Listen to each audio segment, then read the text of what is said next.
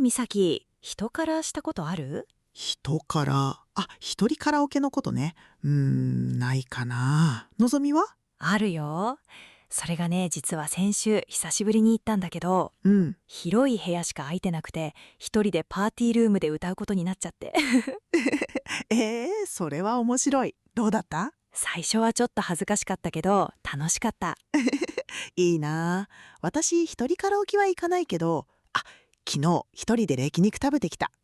私、それは経験ない。そうなの？でもさ、日本って一人なんとかって多いよね。多いと思う。外国の友達にも言われたことある。日本一人でご飯食べてる人多いねって。言われるよね。ということで、今夜は一人なんとかのお話。皆さんはどこまで一人で行けますか？レイトナイトジャパニーズチャット始めましょう。私たち美咲とのぞみがお届けします。じゃあさ、どこまで一人で行けるかレベルを分けてみようよ。面白そう。まずカフェ。これは余裕。余裕。むしろ一人の方がいい。わかる。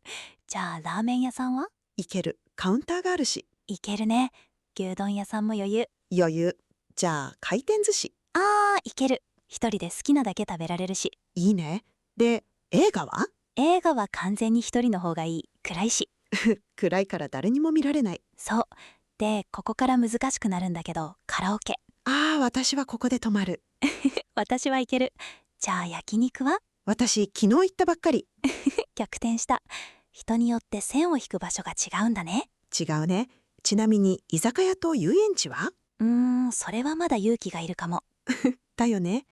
でもさ、考えてみたら日本って一人でも入りやすいお店多くない？多い。まずカウンター席があるでしょ？あれ大きいよね。一人で座っても全然変じゃない。変じゃない。あと有名なラーメン屋さんで席が一つずつ仕切られてるところあるでしょ？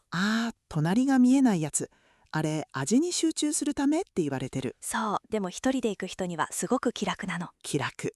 あと、券売機も大きいと思う。お金を入れてボタンを押すだけ。誰とも話さなくていい。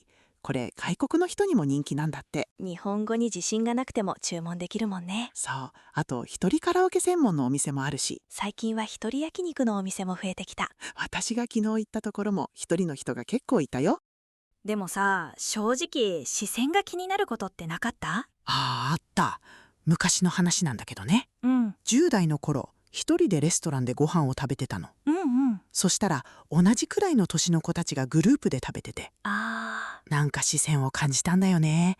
あの子一人だって思われてる気がして。わかる、その気持ち。でもね、今考えると多分気のせいなの。誰も見てないよね、実際は。見てない。みんな自分の話に夢中。だよね。でも若い頃は気にしてたな。今はもう全然気にしない。変わったんだ。変わった。あと時代も進んだ気がする。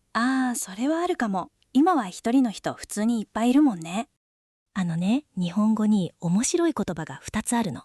何？一つはお一人様。聞く。お店でお一人様ですかって。そう、これはね、結構前向きな言葉なの。お一人様時間とか、自分を大切にする感じ。ちょっとおしゃれな響きだよね。そうそう。で、もう一つがぼっち。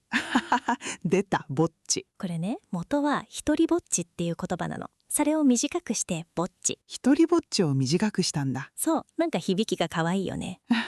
かわいい、ぼっちって。でしょ？だから若い人はよく使うの。今日もぼっち飯だったとか。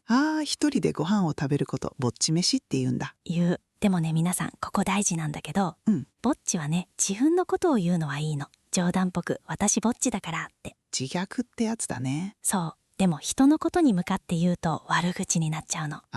お前ぼっちじゃんって言われたら傷つくもんね。傷つく。だから使い方には気をつけてくださいね。自分に使うのは OK。人に使うのは NG。そう。同じ一人なのに印象が全然違うのが面白いよね。でもさ、なんで一人だと気になっちゃうんだろうね。多分友達がいない人だと思われたくないっていうのが大きいと思う。それだ。